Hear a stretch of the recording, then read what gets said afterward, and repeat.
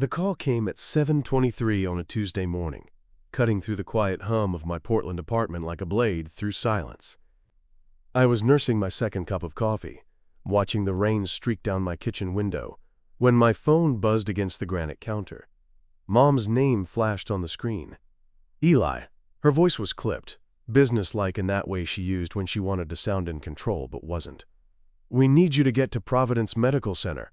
Your grandfather's been taken to the ER." My grandfather, Arthur Grant, a man I'd seen maybe 5 times in my 31 years, each encounter brief and awkward, like meeting a stranger who happened to share your last name. "What happened?"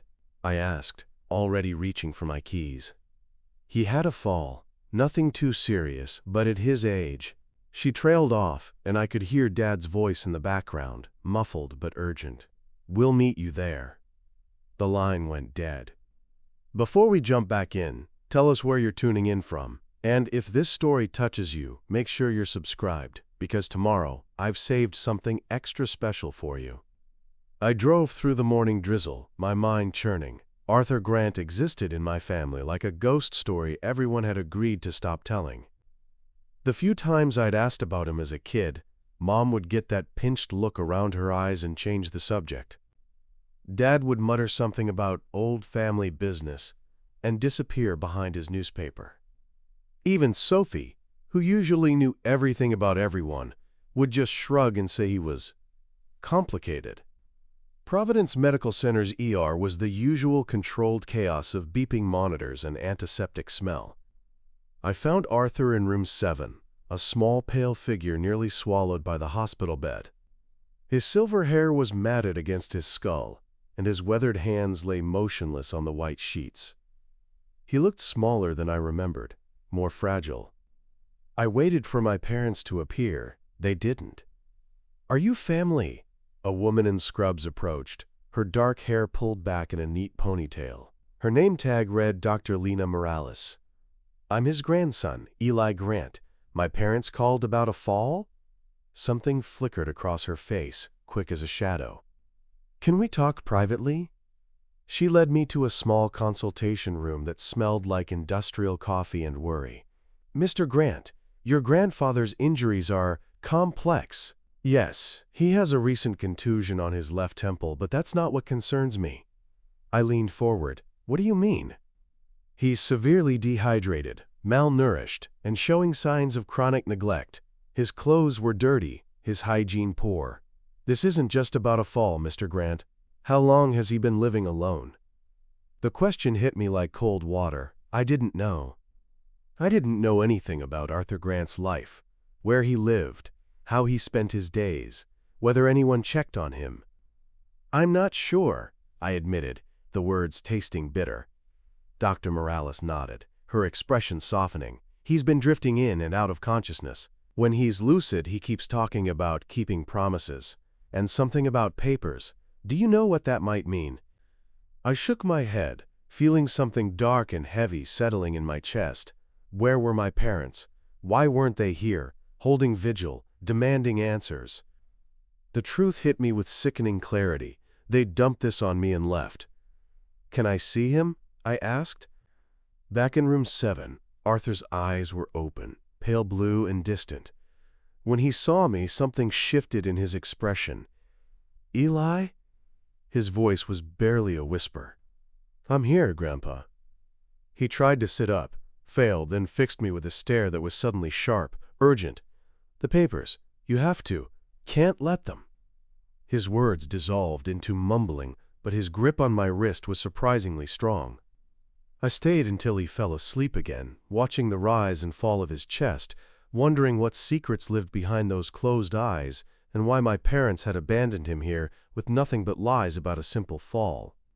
The drive to my parents' house took me through the familiar neighborhoods of my childhood, past the manicured lawns and perfect sidewalks that had always felt more like a stage set than a place where real life happened. Their colonial sat pristine behind its wrought iron fence, every shrub trimmed to magazine perfection. I didn't knock. "Eli." Mom looked up from the kitchen island where she was arranging white orchids in a crystal vase, as if this were any other Tuesday. "How is he?" "Malnourished, dehydrated, living in filth.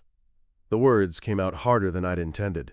The doctor says it's chronic neglect, Mom. Where the hell were you two? Dad appeared in the doorway, still wearing his golf shirt. Watch your tone, son. My tone? I felt something hot and familiar rising in my chest.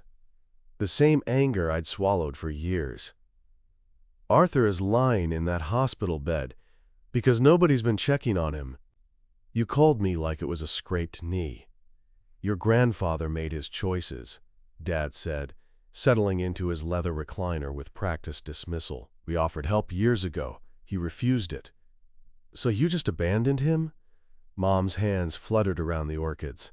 It's not that simple, Eli. There's history you don't understand. Things that happened before you were born. What things? Silence stretched between us like a wire pulled taut. Then Sophie's voice cut through from the hallway. What's going on?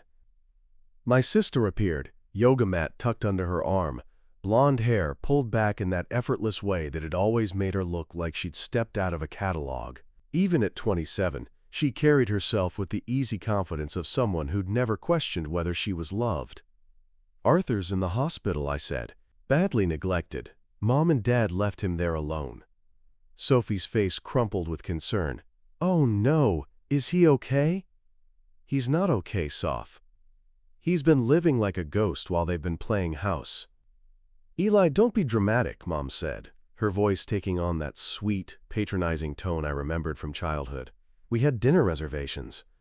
The Hendersons were expecting us. We knew you'd handle it. Handle it? The words tasted like ash, like I always do. Sophie stepped between us, hands raised like a referee. Everyone just calm down. I'm sure there's a reasonable explanation.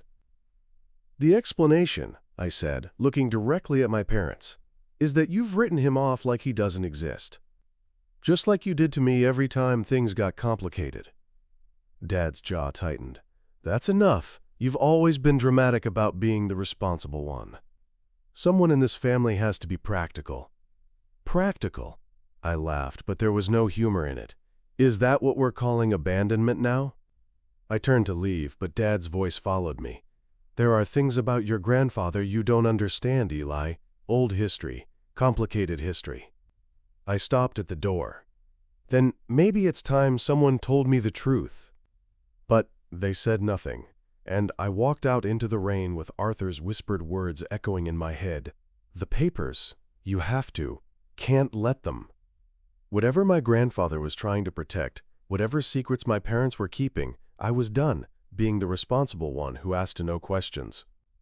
It was time to find some answers. The address on Arthur's hospital intake form led me to Astoria, an hour west toward the coast where the Columbia River meets the Pacific. The buildings squatted on a narrow street lined with weathered Victorians, their paint peeling like old skin. A faded sign read, Delaney's Rooms, weekly/monthly. The smell of mildew and decades of cigarette smoke hit me before I even reached the front door. Telling and preparing this story took us a lot of time, so if you are enjoying it, subscribe to our channel. It means a lot to us. Now back to the story. Frankie Delaney looked like he'd been carved from driftwood, all sharp angles and weathered grooves. He answered my knock with suspicion etched deep in his eyes. You're not cops, he said, sizing me up. I'm Arthur Grant's grandson. He's in the hospital. Something shifted in Frankie's expression. Figured something happened. Haven't seen him in 3 days. Usually he's out on the porch every morning, watching the water. He led me through a narrow hallway that smelled of boiled cabbage and broken dreams. Arthur's room was on the second floor, barely big enough for a single bed, a dresser, and a chair by the window. The window looked out toward the river, gray and endless under the overcast sky. He kept to himself mostly, Frankie said, jingling a ring of keys. Paid his rent on time, never caused trouble. But he'd get visitors sometimes, strange ones. What kind of visitors?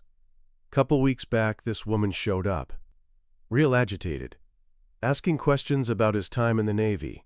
Then last month, some guy in a suit came by twice. Arthur wouldn't see him. The room was sparse but tidy. A Navy discharge certificate hung crooked on the wall, next to a faded photograph of young men in uniform standing on what looked like a ship's deck. On the dresser sat a small collection of items, a brass compass, a tarnished watch, and a medal I didn't recognize. But it was the trunk under the window that drew my attention. Heavy black iron with brass corners, secured with a padlock that looked older than I was. "He ever open that thing?" I asked. Frankie shook his head, told me once it held his whole life, said when he died I should throw it in the river. He paused, studying my face. "But your family, maybe that changes things." I knelt beside the trunk, running my fingers along its worn surface.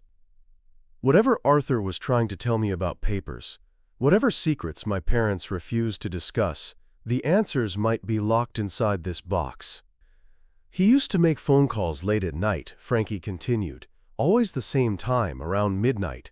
I'd hear him pacing upstairs, talking real quiet-like. Sometimes he'd mention a name, Samuel, I think it was." "Samuel?" "Yeah, and he'd always end the calls the same way. I'm still keeping the promise." Like he was reporting to someone. I stood up, my decision made. I need to take this with me.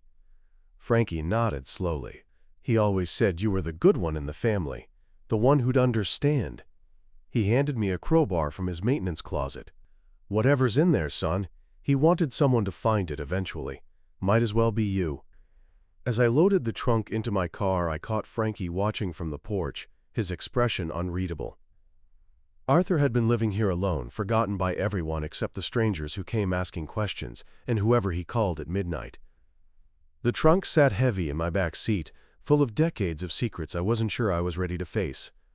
The trunk sat in my living room for 2 days like an accusation. Every time I walked past it, I felt the weight of Arthur's secrets pressing against the old iron, demanding to be released. But opening it felt like a violation, crossing a line I wasn't sure I had the right to cross. On Thursday evening, I couldn't stand it anymore. I positioned the crowbar against the padlock, hesitated, then applied steady pressure until the metal gave way with a sharp snap that echoed through my apartment. The lid opened with a groan of protest, releasing the smell of old paper and sea salt. The first thing I saw was a folded Navy uniform, dress blues with ribbons I didn't recognize.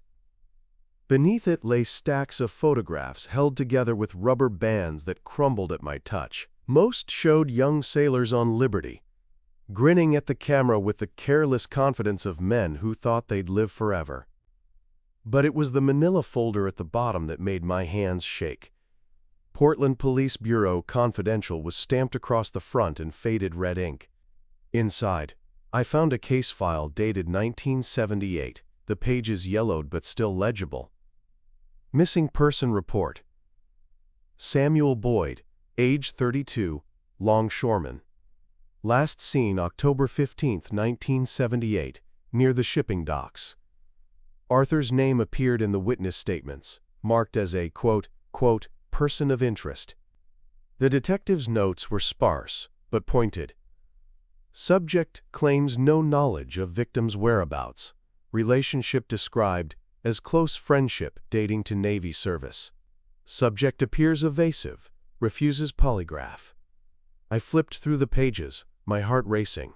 There were photographs of the docks, interviews with other longshoremen, and a copy of Samuel's work schedule. But what stopped me cold was a handwritten note clipped to the back of the file. A. Grant knows more than he's saying. Protecting someone? Deeper in the trunk, I found letters, dozens of them, all addressed to Arthur but never sent, written in a woman's careful script. The return address was smudged, but I could make out S. Boyd and a Seattle zip code. I opened one dated 6 months after Samuel's disappearance. "Arthur, I know you can't write back, but I need you to know we're safe. Emma started school and asks about Uncle Sam every day. I tell her he's on a long trip, just like you said to. Thank you for keeping your promise. Thank you for not telling them where we went." The letter was signed, Sarah. My hands were trembling as I reached for my phone. There was a Detective NG listed in the police file, a notation that she'd taken over cold cases in 2015. If she was still working, she might have answers. But even as I dialed, Arthur's words from the hospital echoed in my mind. The papers. You have to. Can't let them. Had he been trying to warn me about this file, or had he been trying to tell me to find it? The phone rang twice before a crisp voice answered. Detective NG, Cold Case Division. Detective, my name is Eli Grant. I think I have information about one of your old cases. Samuel Boyd, missing since 1978. A pause. Mr. Grant, that's a case I've been wanting to revisit. Can you come in tomorrow? I looked down at the scattered papers, the photographs of young men who'd carried secrets to their graves, and realized I was about to step into a past that someone had worked very hard to bury. Yes, I said, I'll be there. Detective Carla Nang looked like she'd been wrestling with unsolved cases for decades. Her desk was a controlled chaos of file folders, coffee cups, and photographs pinned to a corkboard that mapped out connections only she could see. When I walked into the Portland Police Bureau's Cold Case Division, she was already pulling the Samuel Boyd file from a metal cabinet. I've been hoping someone would come forward about this one, she said, gesturing for me to sit. Your grandfather's name has been circled in red on my priority list for 3 years. She spread the case photos across her desk like tarot cards, revealing an ugly future. Black and white images of the shipping docks, police interviews, and a smiling photograph of Samuel Boyd that looked like it had been torn from a family album. Samuel Boyd disappeared on October 15, 1978, she began. Last seen leaving his shift at the docks around midnight. His car was found the next morning in the parking lot, keys still in the ignition. No sign of struggle, no witnesses except... Arthur, I finished.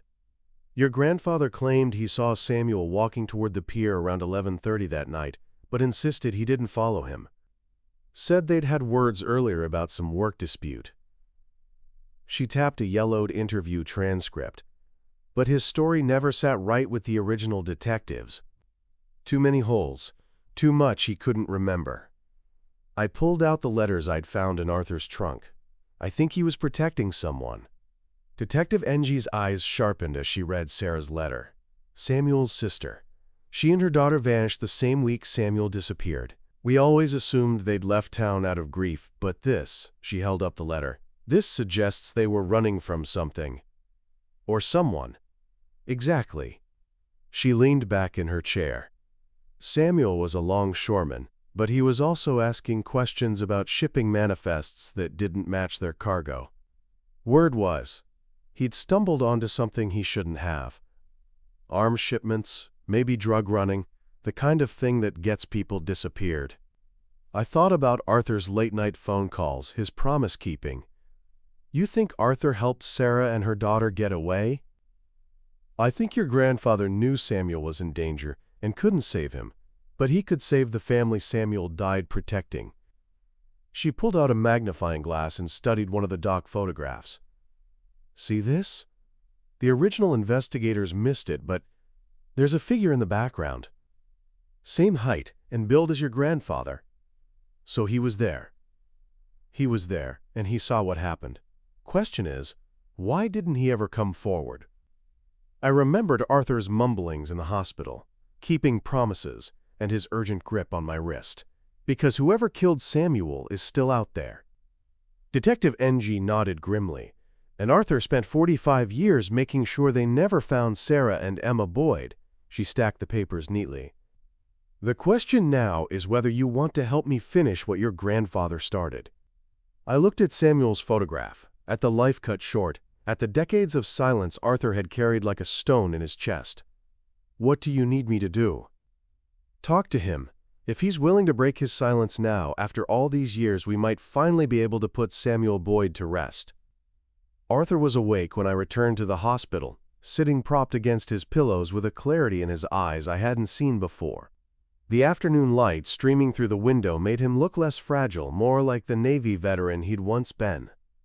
You found it, he said before I'd even sat down. It wasn't a question. I placed the police file on his bedside table. Samuel Boyd, October 15, 1978. Arthur's weathered hands trembled as he touched the folder's edge, but he didn't open it. 45 years I've been waiting for someone to connect those dots. The letters from Sarah were in your trunk. You helped them disappear. Had to.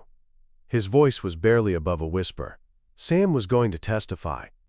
Had evidence about the shipping company, about what they were really moving through those docks. They knew he knew. I leaned forward. Who, Arthur? Who killed him? Some truths won't set you free, Eli. They'll break you. Arthur's blue eyes fixed on mine with an intensity that made me understand why he'd kept silent for so long. You think you want answers, but once you know, you'll carry it like I have, every day for the rest of your life. I'm already carrying it. We all are. Mom and Dad, they know something about this, don't they? That's why they cut you out. Arthur's laugh was bitter. Your father was 22 then, fresh out of college, working at the shipping office for the summer. He saw things he shouldn't have seen, heard conversations he shouldn't have heard. When Sam started asking questions, Thomas came to me, scared out of his mind. The pieces clicked into place with sickening clarity. Dad knew what was happening. He was just a kid, Eli, green as spring grass and twice as naive. But when Sam turned up missing, Thomas knew why, and he knew if he said anything, they'd come for him too. So you all stayed quiet. I stayed quiet to protect Sarah and Emma. Your father stayed quiet to protect himself. Arthur's grip tightened on the bed rail. Different reasons, same silence. But it poisoned him, ate away at him. He started seeing threats everywhere, stopped trusting anyone. That's why he pushed me away, why he couldn't stand to look at me. I reminded him of what he'd done.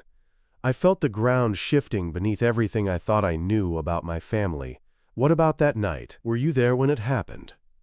Arthur closed his eyes. I was supposed to meet Sam at Pier 12. He'd called, said he had something important to show me. But when I got there, he opened his eyes, and I saw decades of pain reflected in them. I was too late. Saw them putting his body in a boat, heading out to deep water. Saw the man giving orders. Who was it? Someone your father worked for. Someone with enough power to make problems disappear. Arthur's voice dropped to a whisper. Someone who's still alive, Eli. Still dangerous. The monitor beside his bed began beeping faster. Arthur gripped my hand with surprising strength. Promise me, he said urgently. Promise me you'll leave this alone. Some secret should stay buried. But I couldn't promise him that. Not anymore. The old shipping pier stretched into the Columbia River, like a rotting finger pointing towards secrets the water had swallowed. I found it after an hour of driving through the industrial district, following Arthur's directions to a place that time and progress had forgotten. Rusted pylons disappeared into dark water, and the wooden planks creaked ominously under my feet. Figured you'd end up here eventually. I turned to find Frankie Delaney emerging from the shadow of an abandoned warehouse, his hands shoved deep in his jacket pockets. The October wind off the river cut through both of us like a blade. How did you know I'd come? Same reason I came. Arthur's been watching this place for 45 years. Every month, like clockwork.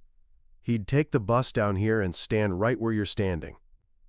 Frankie walked to the pier's edge and stared into the churning water. He never told me why until last year. What did he say? That he failed someone here. That he'd been too late to save a life, but not too late to save others. Frankie turned to face me. Said he saw you growing up to be the kind of man who wouldn't let things lie. Proud of that he was, even if it scared him. I followed Frankie's gaze toward a section of the pier where the planks had been replaced, the wood newer than the rest. What happened that night? Arthur got here around 11:30, saw Samuel's car in the lot, but no Samuel. Then he heard voices coming from under the pier. Frankie pointed to a narrow walkway that led beneath the dock structure. Followed the sound and saw them. We climbed down the slippery ladder to the underpinnings of the pier. The smell of dead fish and river rot was overwhelming. Frankie led me to an alcove formed by the concrete supports, where rusted metal lockers lined the wall like forgotten tombs. This is where the longshoremen used to stash things they didn't want the bosses finding, liquor during Prohibition, cash when the Union fights got ugly. He produced a crowbar from somewhere and pried open one of the lockers. Arthur left something here, told me if anything happened to him, I should show the family. Inside the locker was a waterproof bag containing a tarnished navy medal and an envelope sealed with wax that had hardened to the color of old blood. My hands shook as I broke the seal and unfolded a single sheet of paper covered in Arthur's careful handwriting. If you're reading this, then the secret has finally come home to roost. Samuel Boyd died because he tried to do the right thing. I failed to protect him, but I kept my promise to protect his family. Thomas knows who gave the orders that night, so do I. The name is written below, but know this: some truths are more dangerous than lies. Below that, in Arthur's shaking script, Vincent Carlisle, Harbor Shipping Corp., still alive, still watching. I looked up at Frankie, who was studying my face with the intensity of someone reading his own obituary. Some dies. You recognize that name? He asked. I did. Vincent Carlisle, the shipping magnate whose name appeared on plaques all over Portland, whose son was running for city council, whose company still operated from the same waterfront offices where my father had worked that summer in 1978. Yeah, I said, tucking the letter into my jacket. I know exactly who he is. Detective NG's office felt smaller with the weight of Vincent Carlisle's name hanging in the air.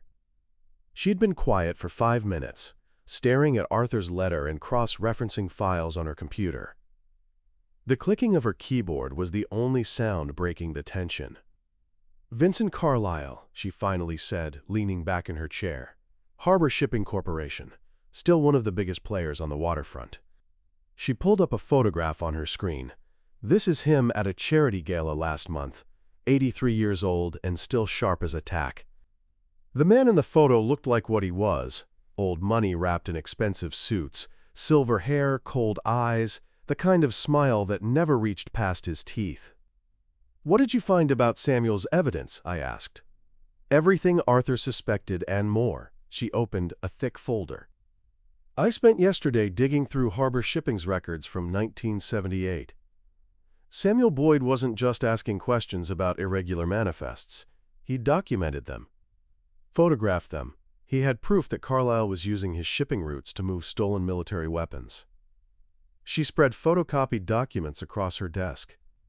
Arms that were supposed to be decommissioned were being sold to private buyers overseas. Big money, international connections, the kind of operation that could topple governments if it came to light. And Samuel was going to expose it. He'd already contacted the FBI, had a meeting scheduled for October 16, 1978, one day after he disappeared. Detective NG tapped the medal I'd found in the locker. This belonged to Samuel, didn't it? I nodded. The Navy Cross, tarnished but still bearing Samuel's name on the back. Arthur kept it all these years, a reminder of what he couldn't save. She picked up another file. But here's what he did save: Sarah and Emma Boyd. I found them. My heart stopped. They're alive? Sarah died in 2019, but Emma is very much alive. Goes by Emma Chen now, lives in Vancouver. She's a federal prosecutor. Detective NG smiled grimly. Arthur's 45 years of silence protected her long enough for her to grow up and become someone who could fight back. Does she know? About Samuel? About Arthur? She knows her father died protecting them, but she's never known the details. Never knew someone was still watching over them all these years. She closed the files. The question is, what do we do now? Carlisle is old, but he's still powerful, still dangerous. I thought about Arthur lying in that hospital bed, carrying decades of guilt and fear, about my father's paranoia and coldness, poisoned by his own complicity, about Samuel Boyd, who died trying to do the right thing. We finished what Samuel started, I said. We exposed the truth. Even knowing it might destroy your family? I met her eyes. My family's already destroyed. This might be the only thing that can heal it. Detective NG nodded slowly. Then we'll need Emma's help, and we'll need to move carefully. Men like Vincent Carlisle don't stay powerful for 60 years by letting witnesses live. She picked up her phone. "Let me make some calls. It's time to wake up a very old case." Outside her window, the Columbia River flowed toward the sea, carrying its secrets toward the horizon. But some secrets, I was learning, were too heavy for even the deepest water to swallow. I found Arthur staring out the hospital window at the gray Portland sky, his weathered hands folded over the blanket. He looked smaller than before, as if sharing his secrets had somehow diminished him. When he heard my footsteps, he didn't turn around. "You went to the pier," he said. "I found your letter, Vincent Carlyle." Arthur's shoulders sagged. "I hoped you'd let it lie." "I can't do that, Arthur. Not anymore." I sat in the chair beside his bed. "Emma Boyd is alive. She's grown up to be a federal prosecutor. She can help us finish what her father started." For the first time since I'd known him, Arthur smiled. It was small and sad, but genuine. A prosecutor. Sam would be so proud. He turned to face me, and I saw tears gathering in his eyes. I used to imagine what she'd become. Sometimes I'd see a young woman on the street and wonder if it was her. "You saved her life, Arthur. You and Sarah both." "I couldn't save Sam." His voice broke on the name. "I got there 5 minutes too late. Saw them loading his body onto Carlyle's boat, heading for deep water. If I'd been faster, if I'd insisted on meeting him earlier, you'd both be dead and Sarah and Emma would have died too." I reached for his hand. "What you did took courage. The kind of courage that matters." Arthur was quiet for a long moment. "Your father was there that night. At the office when Carlyle gave the orders. He heard everything." "I know Detective NG is going to need his testimony. He'll never give it. Too scared. Too ashamed. 45 years of living with what he knew, what he didn't do." Arthur squeezed my hand with surprising strength. "Don't let this destroy what's left of your family, Eli. My family destroyed itself a long time ago. This is about doing what's right." The door opened, and Sophie walked in carrying a small bouquet of flowers. She stopped when she saw us holding hands, her expression uncertain. "I've been thinking about what you said," she told me quietly, "about taking care of people we love." She approached Arthur's bed hesitantly. "Grandpa, I'm sorry we weren't there for you." Arthur's face softened. "You're here now, sweetheart. That's what matters." Sophie looked between us. "Mom and Dad are in the waiting room. They want to talk." I felt Arthur's grip tighten on my hand. "Whatever you decide to do about Carlyle," he whispered, "know that I'm proud of you. You're the man I hoped you'd become. Are you ready to tell the truth? All of it?" Arthur closed his eyes, and when he opened them, I saw the young Navy sailor he'd once been, ready to face whatever came next. "I've been ready for 45 years, he said. "I just needed someone to stand with me." Sophie moved closer to the bed. "We're both here, Grandpa. We're not going anywhere." For the first time in my life, our family felt like it might actually be strong enough to hold the weight of the truth. Arthur passed quietly on a Tuesday morning, 3 weeks after telling his story to Detective NG and the federal agents who'd reopened the Samuel Boyd case. He slipped away while watching the sunrise through his hospital window, finally free from the weight of secrets he'd carried for 45 years. The memorial service was small. Sophie and I sat in the front row of the funeral home chapel, along with Frankie Delaney and Detective NG. My parents had come, sitting stiffly in the back, their faces masks of controlled grief and unspoken guilt. Emma Chen had flown down from Vancouver, a composed woman in her 50s who carried her father's eyes and her grandfather's quiet strength. "He called me 2 weeks ago," Emma told me after the service. "Just to hear my voice," he said. "Told me he'd kept a promise to my father, and that I should be proud of the life I'd built." She wiped away a tear. I never knew someone had been watching over us all those years. Vincent Carlyle had been arrested the previous week. At 83, he'd finally run out of power and influence to shield him from justice. The weapons trafficking case had made national news, validating Samuel Boyd's sacrifice and Arthur's silence. The truth had emerged not as vengeance, but as vindication.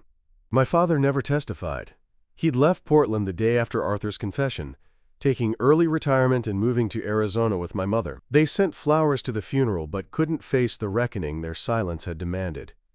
Some wounds, I was learning, went too deep for healing. But other relationships could still be saved. Sophie had started visiting the boarding house where Arthur lived, bringing meals to the elderly residents Frankie struggled to care for. "I want to do what Grandpa did," she'd told me. "Take care of people who need it." I'd begun volunteering with a veterans advocacy group, helping aging servicemen navigate healthcare and housing. It was work Arthur would have understood, would have been proud of. Standing now at Pier 12 in the early morning light, I could hear the seagulls calling and the water lapping against the rotting pylons. This place would always hold the ghost of that October night in 1978, but it no longer felt haunted.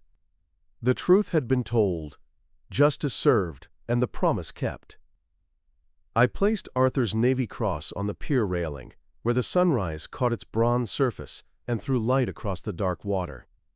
Beside it, I set a small plaque I had made, in memory of Samuel Boyd and Arthur Grant. They knew that protecting the innocent was worth any sacrifice. The Columbia River carried the morning light toward the sea, no longer holding secrets but reflecting hope. Some legacies, I understood now, weren't about what you inherited, but what you chose to carry forward. I turned away from the pier and walked toward my car, ready to begin the life Arthur had always believed I could live. Up next, we have 2 more incredible stories that are waiting for you. Just click the image you want to watch, and it will take you there. If you enjoyed this video, make sure to subscribe. It would mean a lot.